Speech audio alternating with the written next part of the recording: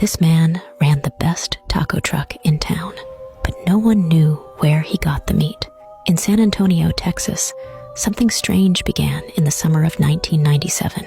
Every night at exactly 2:22 a.m., a taco truck appeared on the corner of East Elm Street. It was called El Último Taco, the last taco. No one saw it during the day. No phone number, no social media. The truck was run by a man named Carlos Mendez. He was always quiet, wearing a stained apron and a blank expression. He never spoke much, just asked, one or two. People said his tacos were the best they'd ever tasted. Warm, juicy, perfectly seasoned. Some customers said the flavor made them feel emotional, like the meat was too real. On August 12th, 1997, a local delivery driver named Derek Mills decided to follow the truck after buying a taco. It drove slowly through the city, making no noise until it stopped behind the Bexar County morgue. Carlos got out. He opened the back of the truck, and inside were bodies wrapped in white hospital sheets. One slid off a stretcher and hit the ground. Carlos calmly picked it up and tossed it into the freezer. Derek ran away. The next night, at exactly 2:22 a.m., the truck returned. This time, it stopped outside Derek's apartment. A soft red light glowed from inside, and a deep voice whispered through the quiet street, "You forgot your second taco." This is the most dangerous book in the world, and it's not just a legend in the 8th century. A book was written that would become the most feared text in history. Its name, Al-Azif. The book was said to contain secrets of black magic, so ancient they predated humanity itself. It spoke of a jinn, a powerful, otherworldly being trapped in our world. But Al-Azif wasn't just a collection of myths. It contained detailed instructions on how to communicate with these beings.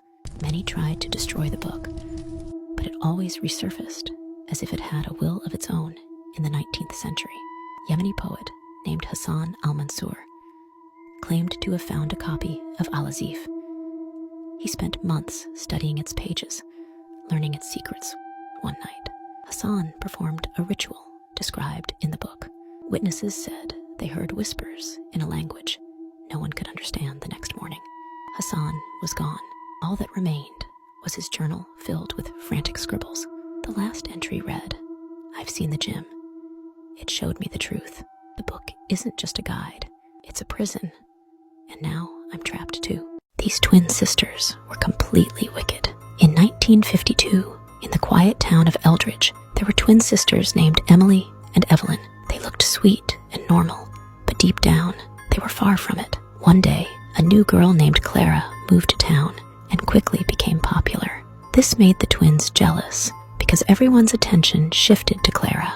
To get back at her, the twins invited Clara to a secret meeting in the woods, promising something magical. The next morning, Clara was missing. The townspeople were full of questions and rumors, but no one knew what really happened. Weeks later, the twins' mother, Lorraine, overheard them talking in their room. She heard the chilling words, "We need another one." Clara wasn't enough. Terrified, she rushed into their room, but it was empty. On their beds, she found 2 dolls that looked just like her daughters, and a third doll with Clara's face. After that night, the twins were never seen again. Some believe they still roam the forest, waiting for their next victim. Guys, comment your country and I will make a story from there. I moved to a quiet village in Switzerland, hoping to live a peaceful and happy life. The house I rented was cozy and surrounded by beautiful mountains. At first, everything was perfect, but soon, strange things started happening. One day, while cleaning, I saw a small hole in the wall above my living room shelf. Curious, I stood on a stool to look closer and found something shocking. A tiny, hidden camera inside the wall. My heart raced. Who could have put it there? I lived alone, and no one else had access to the house. Terrified, I searched the entire house. In my bedroom, I found another hidden camera inside the bookshelf. In the bathroom, there was one disguised as a vent. I felt sick and scared. Someone had been watching me in my most private moments. I called my landlord immediately, but he said he didn't know anything about the cameras. The police came to investigate, but they couldn't find any fingerprints or clues to figure out who installed them. They told me the cameras might have been there for years, possibly left by a previous tenant or the owner. That night, I stayed in a hotel and decided to leave the village for good. Even now, I don't know who was watching me or for how long, but the thought that someone might have recordings of my life still haunts me. Guys, comment your country and I will make a story from there. This man was like a real-life scary clown. In the 1950s, a man named Mike Oxlong, who performed as Pogo the Clown, moved to Brookfield, Ohio. He was loved at festivals and kids' parties, but he had a dark side. The town grew worried when boys started disappearing, and nobody knew who was behind it. On November 17th, 1958, Mike saw a boy named Jack Monroe stuck at a bus stop after missing his ride.